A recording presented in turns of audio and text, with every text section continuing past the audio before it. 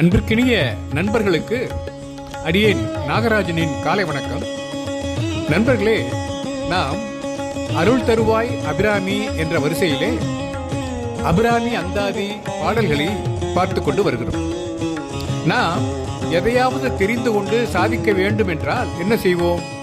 அதை பற்றி தெரிந்தவர்களை, சாதித்தவர்களை கண்டு அவரிடம் அறிவுரை பெறுவோம். அல்லது அவர்கள் என்ன செய்கிறார்கள், எப்படி செய்கிறார்கள் என்று அறிந்து கொண்டு அதுபோல செய்து முயற்சி செய்வோம். நமக்கு 1000 சந்தேகங்கள் இருக்கிறது.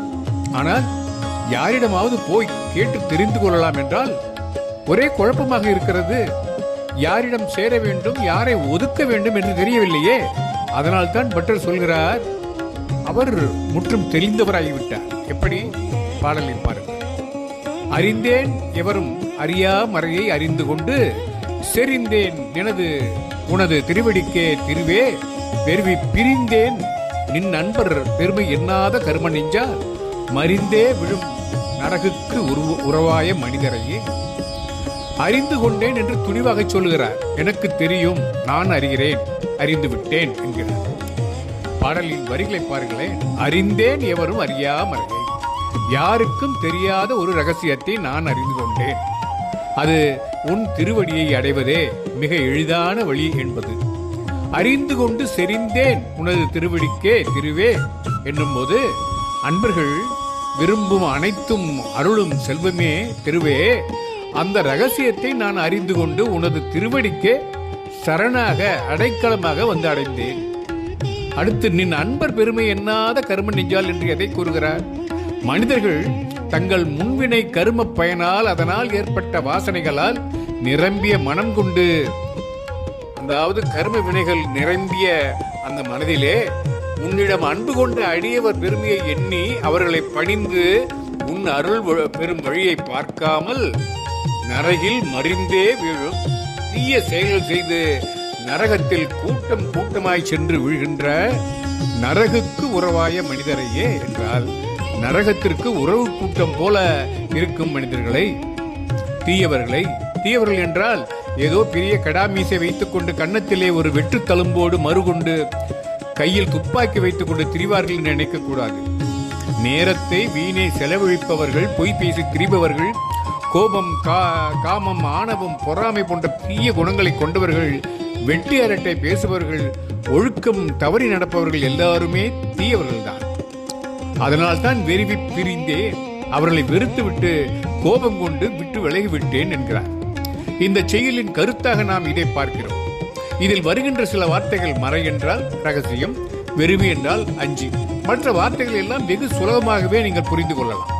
நமக்கு துணை மகா திரிபுர சுந்தரி, அவளே நாம் தொழும் தெய்வம். நம்முடைய தாய் வேதங்களாக இருப்பவளும் அவளே. நம்மை நல்ல நிலைக்கு உயரச் செய்கின்ற சக்தியும் அவளே. அவளது பாதார விந்தங்களே சரணம் என்ற அந்த ரகசியத்தை உணர்ந்தபின் அவளுடைய திருவடிகளே சரணம், அந்த திருவடிகள் தான் நமக்கு நல்வழி காட்டும் என்று அபிராமி பட்டர் நமக்கு சென்ற செய்யுளின் கடைசியிலும் இந்த செயலிலும் முதலிலும் தான் தெரிந்து கொண்ட ரகசியம் என்று கூறுகிறார். வாழ்க்கையிலே நாம் அடைய வேண்டிய மிகப்பெரிய சொத்து அம்பாளின் திருவடி என்ற சொத்து. அதை போற்றி பாதுகாக்க வேண்டும் என்றால் நாம் நல்லவர்களுடைய துணையை நாட வேண்டும், அவருடைய நட்பை சேர்க்க வேண்டும், தீவினைகள் செய்வதிலிருந்து விலக வேண்டும். தீவினைகள் செய்வதிடமிருந்து விலகி நின்றாலே, அதாவது அரிசியில் இருந்து கல்லை நீக்கினாலே எல்லாமே நல்ல அரிசிதானே. அதனால் தீயவரை ஒதுக்கிவிட்டால் நல்லவரை அடையாளம் காண்பது எளிது. தீயவரை ஏன் ஒதுக்க வேண்டும்? ஏனென்றால் அவர்கள் நரகத்தில் உழன்று தவிர்க்க இருக்கின்றார்கள். நரகத்திற்கு செல்லாமல் நாம் மறுபிறவியில் இருந்து விடுபட அம்பாளின் திருவடிகளே நமக்கு வழிகாட்டும் என்பதைத்தான் இந்த செயலில் மிக தெளிவாக கூறுகிறார். சேர வேண்டிய விடம் என்றால் அது அன்னையின் திருவடி. அடி பற்றியவர் தானே அடியார். இங்கே அன்னையின் அடியார் அன்பர் கூட்டத்தின் பெருமை பேசப்படுகிறது. அன்பர் பணி செய்ய என்னை ஆளாக்கி விட்டுவிட்டால் இன்ப நிலை தானே எய்தும் பராபரமே என்று பேசுகிறார் தாயுமானவர். அன்பர் கூட்டம் கலத்தலே இறைவனுக்கு அரும் தொண்டு என்று தானே ஆண்டாள் கூட கூட்டத்தை சேர்ந்து கொண்டு கோவிந்தன் புகழ் பாடுகிறாளே. அன்பர் கூட்டத்திற்கு அப்படி என்ன பெருமை? அது ஏன் அவ்வளவு முக்கியமானதாக பேசப்படுகிறது? இறைவனுக்கு தனது அடிசேரும் அடியார்களை விட தன் அன்பர்களின் அடிசேரும் அடியார்க்கும் அடியாரையே மிகவும் பிரியமாக கருதுகிறார். தன்னை பிழைத்தவர்களை விட அவர்கள் கூட மன்னித்து விடுவான். ஆனால் தன் அடியார்களை பிழைத்தவர்களை, கொடுமை செய்தவர்களை அவன் ஒருபோதும் மன்னிப்பதே இல்லை. இந்த பாடலிலும் அந்த பரமனும் சரி, அந்த அபிராமியும் சரி, அன்பர் கூட்டத்தை ஏன் அவ்வளவு உயர்வாக கொண்டாடுகிறார்கள் என்றால், அந்த பகவானையும் விட உயர்ந்தது அவனுடைய கமல பாதங்கள். அந்த பாதங்களை பற்றி இருக்கும் அடியார்கள் அல்லவா, அதனால் அவர்கள் மிகவும் உயர்ந்தவர்கள். அப்படி மிகவும் சிறந்தவர்களாக இருப்பதனால்தான் அந்த அன்பர் கூட்டம் கலந்து இருத்தலே இறைவனுக்கு உகந்ததாக இருக்கிறது. அப்படிப்பட்ட அந்த அன்பர்களின் பெருமையை எண்ணாமல் இருக்கும் மனிதர்கள் அற்பர்கள் அன்றி வேறு யார்? விபீஷணன் ராவணனுக்கு எவ்வளவோ சொல்லி பார்த்தான். ராவணன் கேட்பதாக இல்லை. அவன் செவிகளில் ஏறவே இல்லை. என்ன செய்தான் விபீஷணன்? ராவணனை விட்டு பிரிந்து ராமனின் தாள் இணைகளை சேர ஓடி வந்து விட்டான். அதுபோல இங்கே பட்டரும் இப்படிப்பட்ட அற்பர்களை விட்டு பிரிந்தேன் என்கிறார். மறை என்பதற்கு வேதம் என்று பொருள். அதனை மறை என்று ஏன் குறிப்பிட்டார்கள்? அறியாமை என்னும் திரை மறைத்திருப்பதால் தானே. ஒரு தகுதியான மாணவனுக்கு தகுந்த உபாத்தியாயரால் திரை விளக்கம் செய்யப்பட்டு அது கற்கப்பட்டதால் அது மறைபொருள் ஆகிவிட்டது. வேதத்தின் உட்பொருள் ஆய்ந்து பார்ப்போருக்கு மட்டுமே விளங்குவதால் அது மறைபொருள் என்கிறோம்.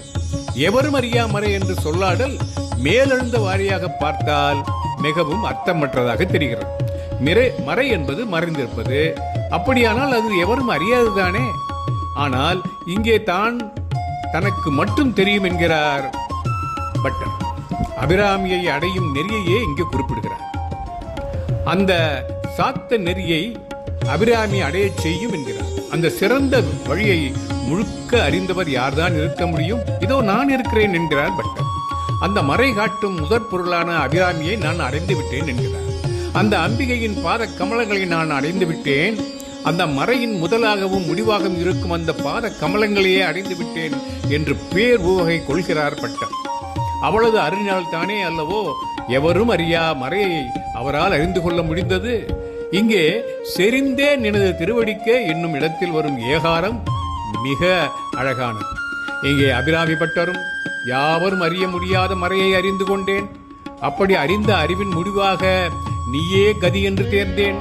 உனது அடியே வந்து சேர்ந்து விட்டேன். வேறு எந்த தெய்வத்தையும் நாடி செல்லவில்லை. உனது அடி மட்டும் துணை என்று வந்து விட்டேன் என்று சொல்லவில்லை என்று சொல்கிறார். திருவள்ளுவரையும் இதே போலத்தான் சொல்கிறார். கற்றதனால் ஆய பயனன்கள் வாலறிவன் நற்றாள் தொழார் எண்ணின் என்று சொல்லும்போது, படிப்பதனால் கற்பதனால் என்ன பயன்? அனைத்தையும் அறிந்த அந்த இறைவனின் தாள் தொழுவது அல்லவோ கற்பதன் பயன். இங்கே பட்டர் எவரும் அறிய மாட்டா அந்த மறையை அல்லவா அறிந்து கொண்டிருக்கிறார். அந்த அறிவின் பயன், அந்த அறிவை கொடுத்தவளின் தாள் இணைகளை அடைவதோ அல்லவா? அதுதானே நீண்ட நிலைத்த இன்பம், அரும் செல்வம். இதனால் தான் அபிராமியை இங்கு பட்டர் திருவே என்று அழைக்கிறார். அந்த முழு முதற் பொருள் நம் வினைகளையும் தீர்த்து நம்மையும் ஆண்டு கொண்டு நம்மையும் தன் பாதார விந்தங்களில் சேர்த்து கொள்ள நாம் இந்த பாடல் மட்டுமல்ல இனிவரும் பாடல் வழியாக பிரார்த்தனை செய்வோம் என்று கூறி, நாளை இன்னொரு பாடலுடன் உங்களை சந்திக்கிறேன் என்று கூறி விடைபெறுகிறேன். நட்புடன் நாகராஜன். வணக்கம்.